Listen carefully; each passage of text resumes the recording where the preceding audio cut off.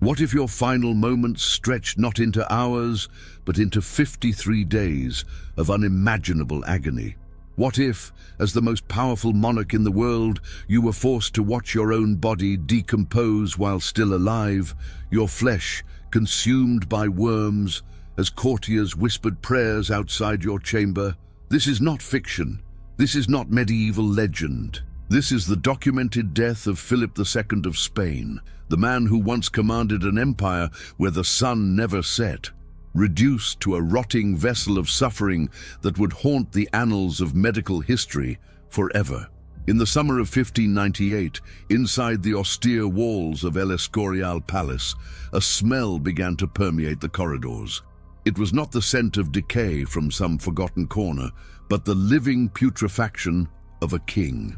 Philip II, ruler of Spain, Portugal, the Netherlands, vast territories in the Americas, and the Philippines named in his honor, lay dying in a manner so grotesque that even hardened physicians recoiled. His body had become a battleground where worms waged war against royal flesh, and the king remained conscious through nearly every excruciating moment. This is the story of how absolute power met absolute mortality. How a man who controlled continents could not control the corruption of his own body. How faith, pride, and medieval medicine conspired to prolong suffering beyond human comprehension.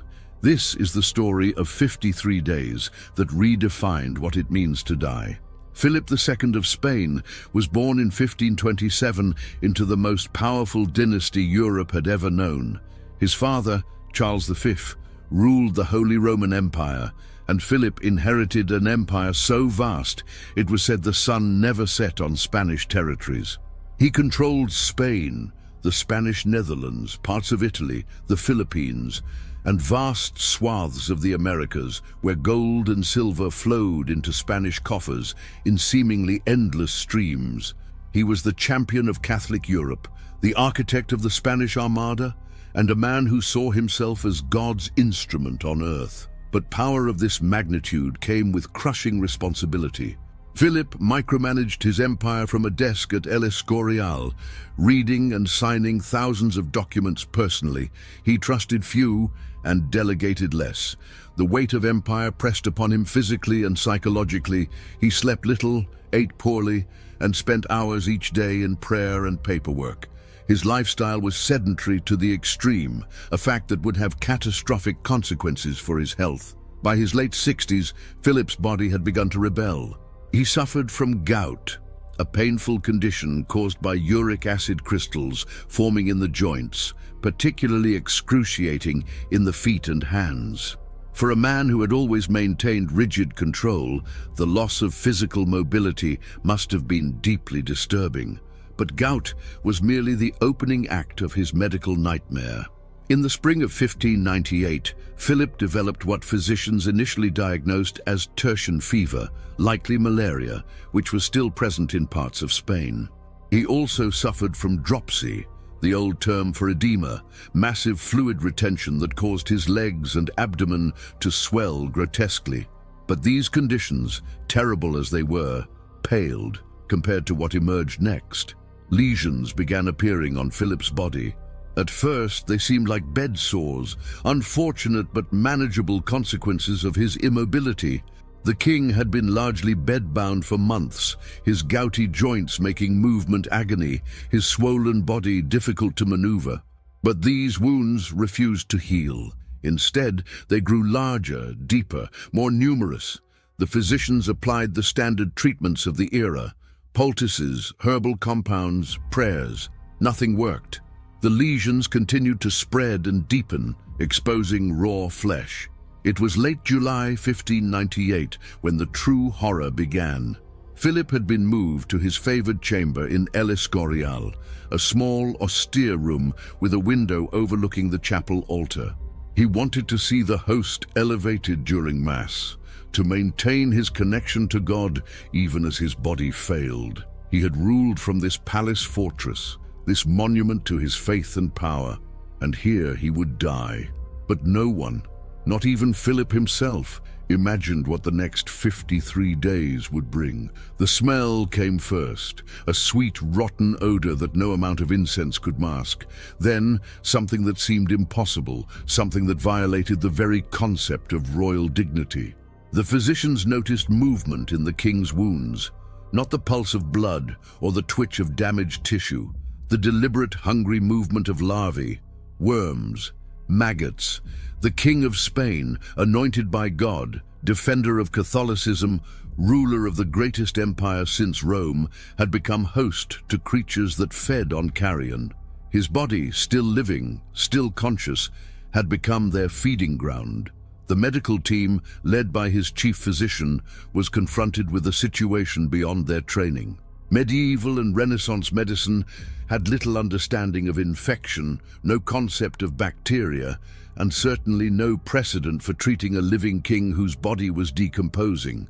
They tried everything in their limited arsenal. They changed dressings constantly, applied caustic substances to kill the larvae, used herbal preparations that had been passed down through generations. Nothing worked.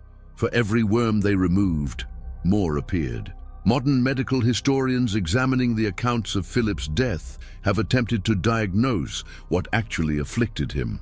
The most likely explanation involves a combination of factors that created a perfect storm of suffering. Philip probably had severe diabetes, which would explain the poor wound healing, the edema, and the infections.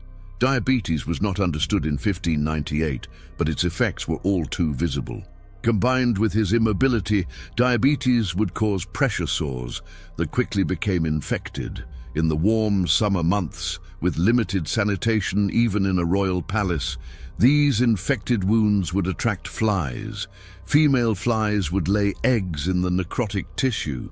Within hours, larvae would emerge and begin feeding on dead and dying flesh. The maggots would burrow deeper, creating larger wounds, exposing more tissue to infection and further infestation. It was a vicious cycle, and Philip was trapped in the center of it. But here is what makes Philip's suffering so particularly horrific. The maggots were likely eating mostly dead tissue, which meant they were not causing all the pain. The real agony came from the infections, the fever, the systemic toxicity of a body slowly poisoning itself, and the bed sores that developed wherever his body touched the mattress. Every position was agony. Every movement, when it was possible at all, brought fresh waves of pain, and through it all Philip remained conscious and aware. Contemporary accounts describe the king's suffering in terrible detail.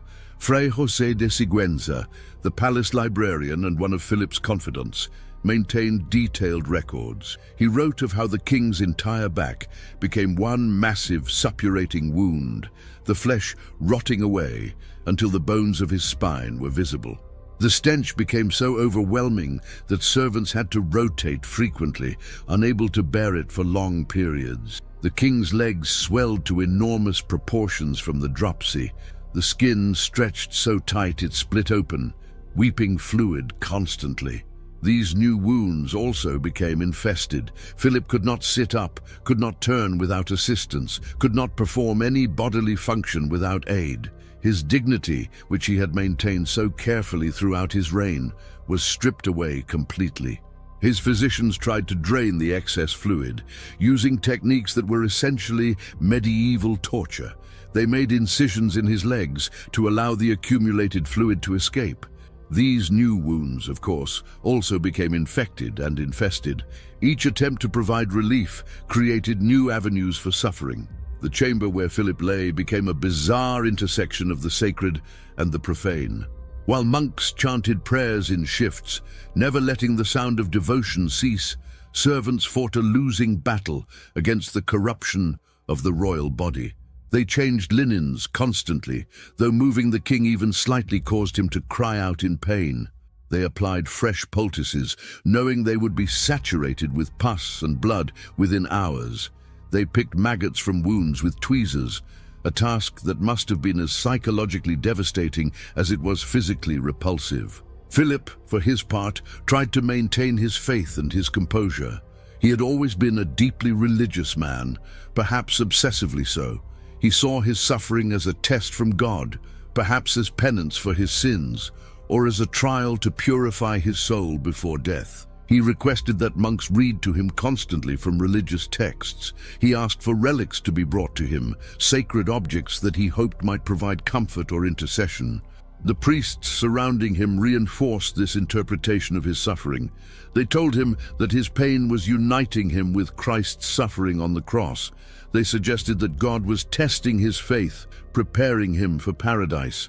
Whether this brought Philip comfort or added psychological torment to his physical agony, we cannot know. But he clung to these interpretations because the alternative was too terrible to contemplate, that his suffering was meaningless, that he was simply a body failing in the most horrible way possible, with no divine purpose behind it. News of the king's condition spread slowly through the palace, then to Madrid, then across Spain, and eventually throughout Europe. The empire waited for word of his death, but death seemed to take its time arriving. Ambassadors sent regular dispatches to their courts. "The king is dying," they wrote. "The king will not survive the week. The king continues in agony." Week after week, the reports continued, each one describing a man who should have died, but somehow remained alive. The medical consensus was that Philip should not have survived more than a few days in his condition. The infection alone should have killed him. The toxicity from the rotting tissue, the fever, the dehydration from constant fluid loss, the inability to eat properly, any one of these factors should have been fatal. Yet Philip lingered, trapped in a body that was simultaneously alive and dead. By the second week of August, the situation had deteriorated even further. The wounds on Philip's back had expanded until they merged into a single massive ulcer. Witnesses reported that you could see his vertebrae through the rotting flesh. The smell had become so powerful that it pervaded not just his room, but the entire wing of the palace. Servants covered their faces with cloths soaked in vinegar and herbs, but nothing could truly mask the odor of a living man decomposing. The psychological impact on those attending the king cannot be overstated. Imagine being a servant or physician required to handle this royal body, to touch flesh that was crawling with worms, to change bandages soaked in pus and blood, to look into the eyes of a conscious man trapped in this living nightmare. Some servants requested to be released from their duties, though such requests were largely denied. This was the king, and duty demanded they attend him no matter how horrible the task. Philip himself began to despair, though he tried to hide it behind prayers and pious statements. He asked repeatedly why God was prolonging his suffering. He wondered aloud if he had committed some terrible sin that required such extreme punishment. His confessors worked constantly to maintain his faith, to prevent him from falling into despair, which was considered a mortal sin in Catholic theology. Even in dying, even in unimaginable pain, Philip was expected to maintain proper religious devotion. The king's family visited regularly, though these visits must have been traumatic for all involved. Philip's son, the future Philip III, came to his father's bedside and was visibly shaken by what he saw. The young prince was being prepared to inherit the empire, but seeing his father in this state must have provided a terrifying lesson about the ultimate powerlessness of even the mightiest monarch. Philip's daughters also visited, though the accounts suggest their visits were brief and carefully managed. The sight of their father, the man who had ruled with such authority and command, reduced to a rotting, worm-infested invalid, must have been almost incomprehensible. Some historians suggest that these family visits were as much for political necessity as emotional comfort. The heir and his siblings needed to be seen attending the dying king to establish continuity and legitimacy. As August turned into September, Philip's suffering entered its most acute phase. The infections had spread systemically. He developed high fevers that left him delirious at times, though he always seemed to return to full consciousness. Perhaps unfortunately, his kidneys began to fail, adding new dimensions to his suffering. The bloating from fluid retention became even more extreme. His abdomen swelled enormously, the skin stretched and shiny, adding to his inability to breathe comfortably. The physicians tried increasingly desperate measures. They applied leeches to draw out bad blood, following the medical theory of humors that dominated Renaissance medicine. This only weakened Philip further and created more wounds that became infested. They tried various poisons and caustic substances on the wounds to kill the maggots, but these burned the exposed flesh and added chemical burns to his catalogue of suffering. They attempted to reposition the king regularly to prevent new bed sores from forming, but this was nearly impossible. Any movement caused him to scream in agony.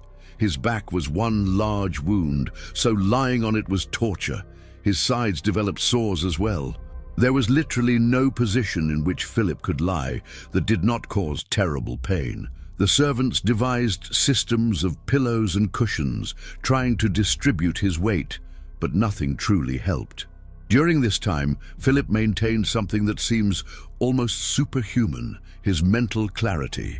Despite the pain, despite the fever, despite the horror of his situation, he continued to handle matters of state when possible. He signed documents. He gave orders. He dictated instructions for his successor. His mind remained sharp, even as his body rotted, perhaps the cruelest aspect of his suffering. A man in his condition should have been delirious, unconscious, spared by the mercy of mental oblivion. But Philip remained aware, awake, experiencing every moment of his decomposition. The religious observances in the palace intensified as September progressed. The monks' prayers became more urgent. Multiple masses were said daily for the king's soul. Relics were brought from across Spain, pieces of the true cross, bones of saints, sacred objects that had supposedly worked miracles. They were placed near Philip's bed, touched to his fevered skin, held before his eyes. He kissed them with cracked, bleeding lips, hoping for relief that never came. Philip began to make his final arrangements with increasing urgency. He dictated his will, though most of it had been prepared years before. He gave specific instructions about his funeral, about masses to be said for his soul, about the distribution of his personal effects. He seemed to sense correctly that his death was finally approaching, though even he could not have imagined how much longer his ordeal would continue. By mid-September, witnesses reported that Philip's body was more dead than alive. Large portions of his flesh had completely necrotized. The maggot infestation had become so severe that the physicians gave up trying to remove them, focusing instead on keeping the king as comfortable as possible. Though comfortable is perhaps the wrong word for someone in his condition. The best they could offer was slight reductions in pain through various herbal preparations and opiates, though these had limited effect. The king's appetite had vanished completely. He could barely swallow. When he tried to eat, he often vomited, adding to the indignity and discomfort. His body was consuming itself, the infection and fever burning through what little reserves remained. He was wasting away even as parts of him swelled grotesquely from fluid retention and infection. His face became gaunt, his eyes sunken, creating a skull-like appearance that terrified those who saw him, yet still he lingered. Day after day, the vigil continued.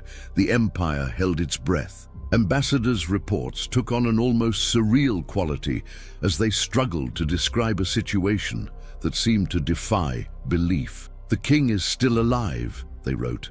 "The king continues to suffer. The king should have died weeks ago, but remains conscious and aware."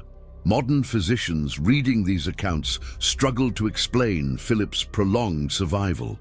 The human body has remarkable resilience, but there are limits. Philip had passed those limits weeks earlier. Some medical historians suggest he may have had an unusually strong heart and constitution, ironic given his many other health problems. Others wonder if the detailed accounts exaggerated the timeline or the severity of his condition, though multiple independent sources corroborate the basic facts. The most likely explanation is that Philip's suffering was prolonged by the very treatments meant to help him. Medieval medicine's emphasis on keeping patients alive at any cost combined with Philip's own determination to remain conscious and in control, may have prevented his body from shutting down mercifully. Modern medicine recognizes that sometimes the kindest treatment is to allow nature to take its course, to provide comfort rather than aggressive intervention. But in 1598, that approach was not considered, especially not for a king. As the calendar turned to the second half of September, Philip's condition somehow stabilized at a horrific new equilibrium. He was not getting better, but he seemed to have reached a state where he could neither heal nor die. His wounds continued to suppurate. The maggots continued their work. The fever came and went. He remained conscious more often than unconscious. It was a kind of living death, a state that should not have been possible, but somehow was. During this period, Philip exhibited what many witnesses described as supernatural patience and faith. He did not rage against his fate, at least not publicly. He accepted communion regularly, or as regularly as his condition allowed. He participated in prayers and religious ceremonies as much as he could. He maintained the facade of royal dignity, even as his body betrayed every principle of human dignity. But there were moments when the mask slipped, when the pain became too much, when the king became simply a suffering man. He cried out in the night. He begged for relief. He questioned why God had abandoned him. These moments were dutifully recorded by the priests and servants in attendance, and they provide a glimpse of the human beneath the crown, a man in agony beyond bearing. The chamber itself had taken on an otherworldly quality. The constant prayers, the smell of incense mixed with decay, the dim light filtering through heavy curtains, the parade of monks and physicians and servants all moving in their prescribed routines around the dying king. It was like a scene from a medieval passion play, except the suffering was real and went on far longer than any theatrical performance. Outside the palace, life continued. The empire's business could not stop even for a dying king. Philip III was already taking on more responsibilities, preparing for a transition that seemed imminent but never quite arrived. The Spanish court existed in a strange limbo, caught between the reign of a living king who could not rule and a successor who could not yet take the throne. On September 10th, 50 days into his final ordeal, Philip received extreme unction, the last rites of the Catholic Church. This was performed with great ceremony, dozens of clerics participating in the ritual that would prepare his soul for death. The king was anointed with holy oil, blessed repeatedly, given final absolution for his sins. This was meant to be a prelude to death, typically performed when the end was hours, or at most days away. But Philip did not die. September 10th passed, September 11th, September 12th. The king lingered on, having received the last rites, but somehow unable or unwilling to release his hold on life. It was unprecedented. The religious implications troubled the clergy. Could the sacrament be repeated? Had it failed? Was God refusing to accept Philip's soul? The answer came finally on September 13, 1598, 53 days after the beginning of his documented final illness, 71 years after his birth. Philip II of Spain died. The accounts say he passed quietly without struggle, as if his body simply decided it had endured enough. The prayers that had continued day and night shifted from pleas for mercy to thanksgiving for release. The immediate aftermath of Philip's death was carefully choreographed. The heir was notified. Ambassadors were dispatched to carry the news across Europe. The machinery of succession, prepared for months, clicked into motion. But first, there was the matter of the king's body.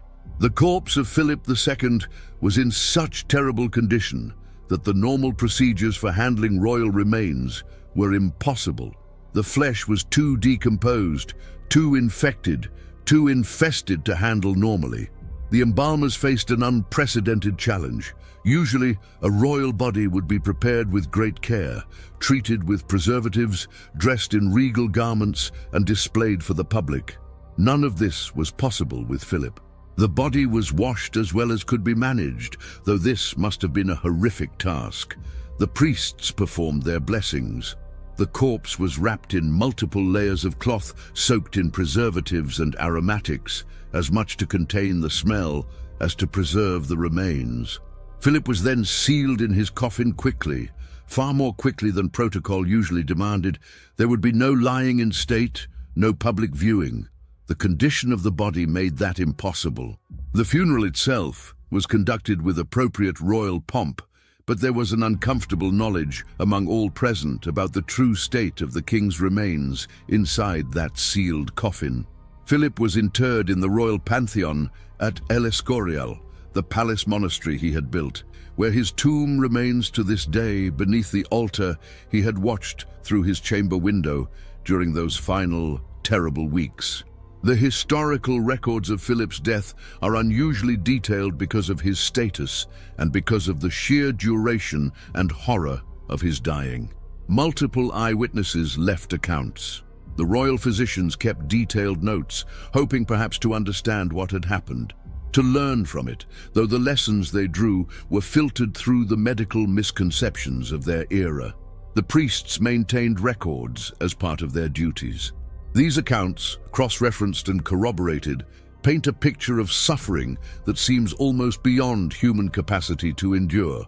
Modern analysis of Philip's death provides additional context and diagnosis, though it can never fully capture the subjective experience of such prolonged agony.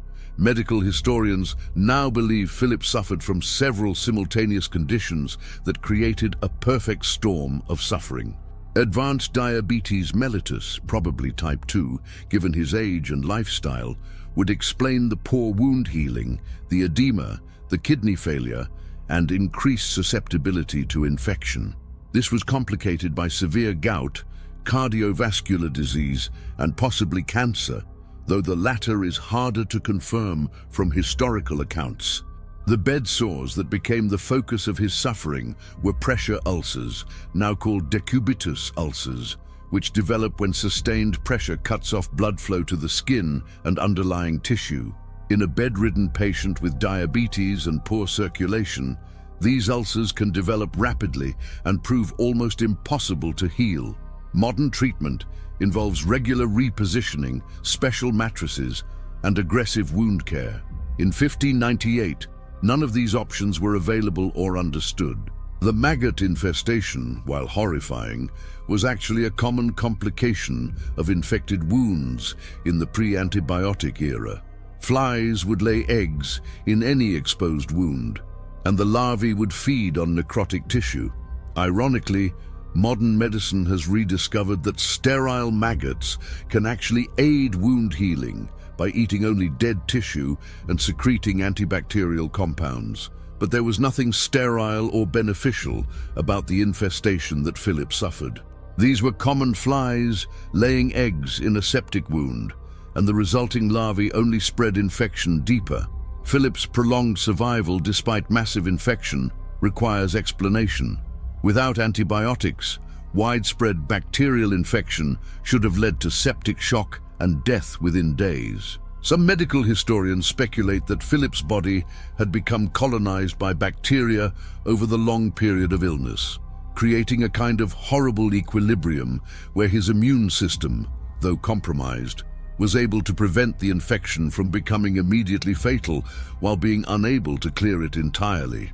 Another factor may have been Philip's overall physical constitution before his final illness. Despite his sedentary lifestyle, he had survived to age 71 in an era when life expectancy was far shorter. He had weathered multiple illnesses over his lifetime, suggesting a fundamentally robust constitution. This same strength that had carried him through 7 decades of life may have been what condemned him to 53 days of dying. The psychological dimension of Philip's suffering deserves consideration as well. Modern medicine recognizes that mental state significantly impacts physical health and pain perception.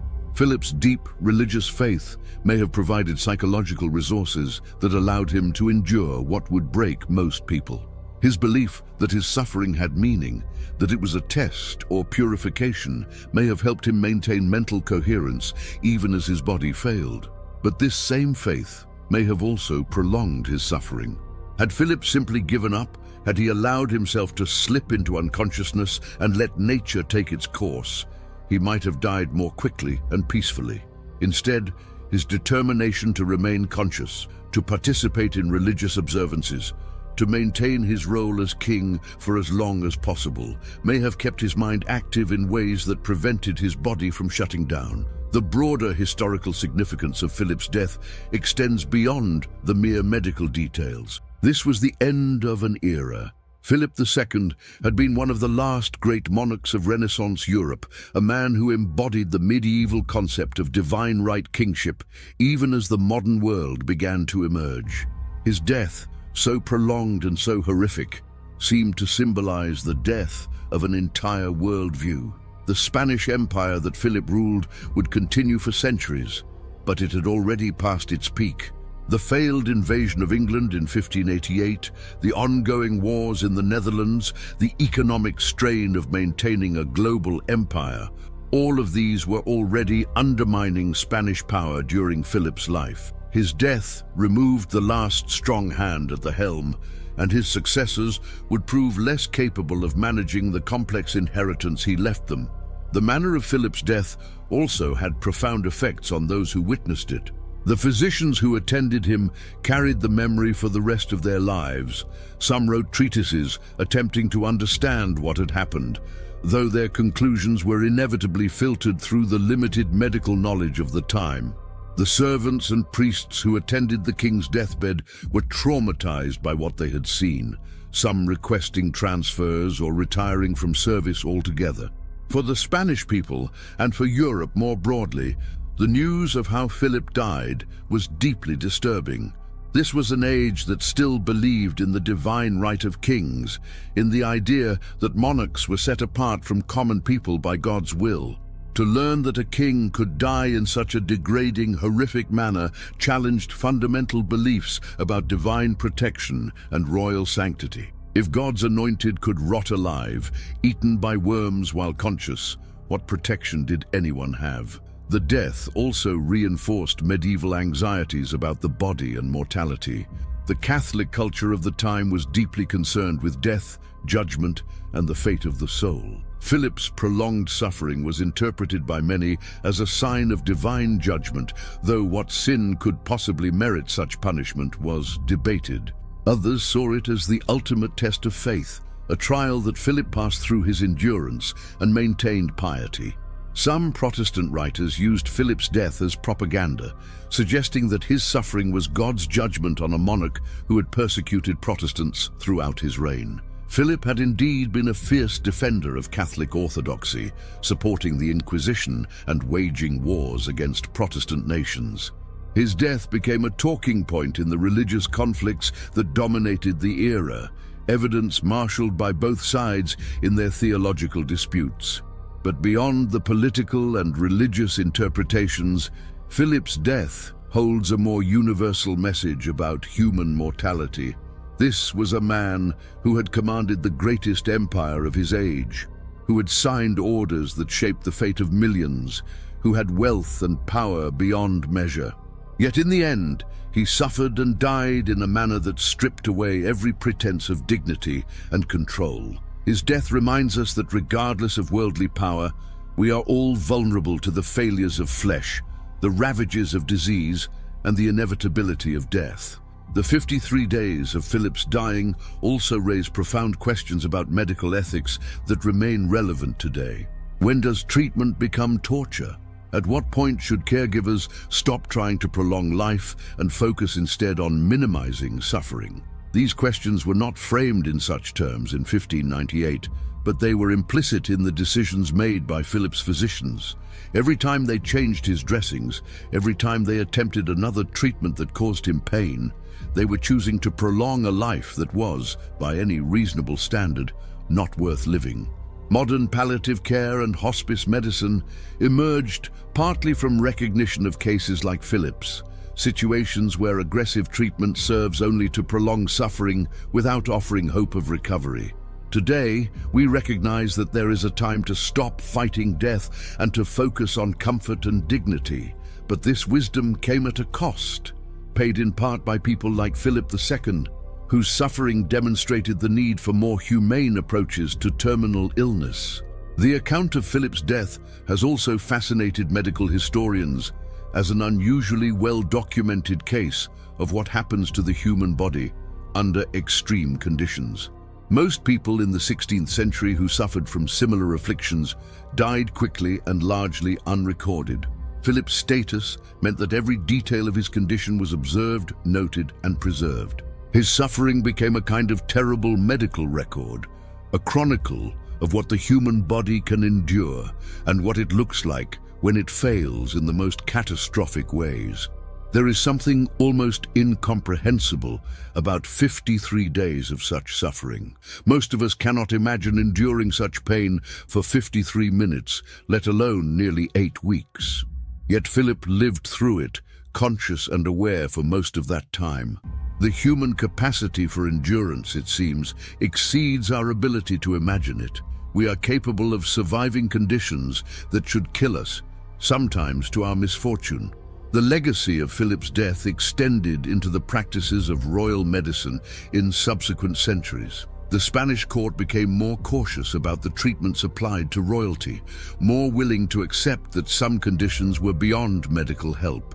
But real progress in preventing such deaths would wait for the germ theory of disease, for antibiotics, for modern wound care, for all the medical advances that would not come for centuries after Philip's death. Today, someone with Philip's conditions would likely still face serious challenges, but they would not die as he did. Diabetes would be diagnosed and managed. Infections would be treated with antibiotics. Bed sores would be prevented with proper care and equipment. Pain would be controlled with modern pharmaceuticals. If death were inevitable, palliative care would ensure as comfortable a passing as possible. The gulf between 16th century medicine and modern practice is perhaps nowhere more evident than in comparing Philip's death to how similar cases are managed today. Yet even with all our medical advances, we have not eliminated suffering. People still die in hospitals, sometimes after prolonged illnesses that strip away dignity and autonomy. We still face questions about when to treat and when to let nature take its course. We still struggle with the fundamental human experience of watching the body fail and knowing that death is inevitable. In this sense, Philip's death, for all its historical distance, remains relevant. It reminds us that regardless of medical technology, we are all mortal, and we will all face our end. The story of Philip II's death is ultimately a meditation on mortality, power, and the limits of human endurance. It shows us that worldly power means nothing in the face of bodily decay, that faith may provide comfort but cannot prevent suffering, and that the human body can endure conditions that seem impossible. It is a story that is difficult to hear, difficult to imagine, and difficult to accept. But it is a true story, documented by multiple sources, and it deserves to be remembered. 53 days, 1,272 hours, 76,320 minutes. Every one of those minutes was experienced by a conscious human being whose body was decomposing while he still lived. The mind struggles to comprehend such an ordeal. We instinctively recoil from imagining it in detail, yet the historical record compels us to acknowledge what happened. Philip II died as perhaps no monarch before or since has died, slowly, painfully, in a manner that mocked every pretension of royal dignity and divine favor. His death stands as a stark reminder of our common humanity and our shared vulnerability. In the end, the king who ruled an empire where the sun never set could not command his own body to health, could not control the manner of his dying, could not escape the universal fate that awaits us all. The small chamber in El Escorial, where Philip died, was eventually sealed and became something of a macabre shrine. Visitors to the palace can still see the room, though it has been modified over the centuries. There is a small plaque marking it as the site of Philip's death, but nothing that adequately captures what occurred there in the summer and fall of 1598. Perhaps no words could. In the centuries since Philip's death, medical science has transformed our understanding of disease and our ability to treat it. We can prevent, cure, or manage conditions that would have been death sentences in the 16th century. Yet we cannot entirely eliminate suffering, cannot completely control the process of dying, cannot escape our mortal nature. Philip's death, for all its historical distance and its unique horror, reminds us of truths that remain eternally relevant. The king who rotted alive for 53 days, whose body became host to worms while he still breathed, who endured suffering beyond imagination. Philip II of Spain died as a man, stripped of every royal pretension, reduced to flesh that failed and a spirit that somehow endured. His death stands as perhaps the most horrific recorded in royal history, a testament to both human fragility and human endurance, a reminder that in the end, we are all equal before the universal reality of mortality. As we conclude this account, we must sit with the profound discomfort it evokes. There is no redemptive ending to offer, no lesson that makes the horror palatable. Philip suffered terribly and died badly. His faith may have comforted him, but it did not spare him. His power proved useless against the decay of his own body. His physicians could do nothing but bear witness to his agony. In the end, death came not as a welcome release, but as an inevitable conclusion to an ordeal that should have ended weeks earlier. The story of Philip II's death is not one we tell because it is uplifting or because it provides clear moral lessons. We tell it because it is true, because it happened, and because bearing witness to even the darkest aspects of human experience is part of how we understand what it means to be human. Philip's 53 days of dying stand as a stark monument to human suffering, a reminder of how fragile we are beneath all our pretensions of power and permanence. In the royal pantheon beneath El Escorial, Philip II lies in a marble tomb befitting a great monarch. The stone is cold, dignified, permanent. There is nothing there to suggest the manner of his death, nothing to disturb the solemn atmosphere of royal repose. But history remembers. The accounts remain, and the story of the king who rotted alive for 53 days endures as one of the most horrifying deaths ever documented. A reminder that, in the end, we are all vulnerable, all mortal, all subject to the ultimate democracy of death that respects neither power nor position. This is the legacy of Philip II of Spain, not just the empire he ruled or the wars he fought, but the manner of his dying, 53 days of suffering that defies imagination but demands remembrance. It is a story that haunts history, a death that stands as perhaps the most terrible ever recorded, and a reminder that even kings are, in the end, only human, only flesh, only temporary residents in bodies that will, eventually and inevitably, fail.